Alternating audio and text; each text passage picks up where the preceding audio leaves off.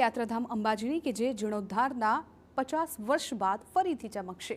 યાત્રાધામ અંબાજી મંદિરના જીર્ણોદ્ધારને લગભગ 50 વર્ષ પૂર્ણ થવા જઈ રહ્યા છે। વર્ષો દરમિયાન વરસાદ, ધૂળ અને પ્રદૂષણ સહિતના પરિબળોને લીધે મંદિરનું સંગેમરમર ઝાંખું અને ડાઘવાળું બની ગયું છે।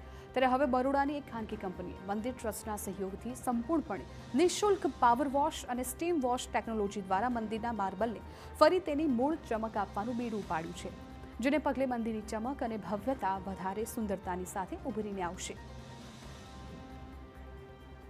એના રિલેટેડ મંદિરમાં આપણે થોડું એને સફાઈ કરીને મેન્ટેન કરીએ તો તમે જોઈ શકો કે દૂધ જેવું એની ચમક, જે સંગેમરમર માર્બલ છે એની ઓરિજિનલિટી પાછી આવી ગઈ છે। અને સાથે આમ અમે નિઃશુલ્ક સેવા આપી રહ્યા છે। અંદાજિત આ કામમાં હજુ 6 મહિનાની ઉપર વધારે સમય લાગી જશે, કારણ કે આ મશીનથી કોઈ કામ નથી, એને મેન્યુઅલી બેસી અને ઘસાઈથી હાથથી કામ કરવું પડે। મહત્વનું છે કે આ સમગ્ર કામગીરી અંદાજે 6 મહિનામાં 3 તબક્કામાં પૂર્ણ કરવામાં આવશે।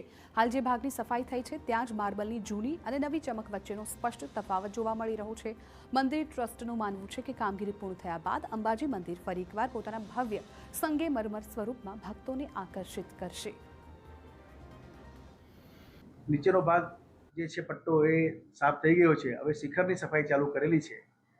તો આ થઈ ગયા બાદ એના ઉપર એવું આયોજન છે કે માર્બલની સફાઈ થઈ જાય ત્યારબાદ એના ઉપર એક પેઇન્ટ એટલે કેમિકલ પેઇન્ટ લાગી જાય તો એ ફરી બગડે નહીં 5-10 વર્ષ સુધી, એવું પણ મંદિર ટ્રસ્ટનું ભાવિ આયોજન પણ છે।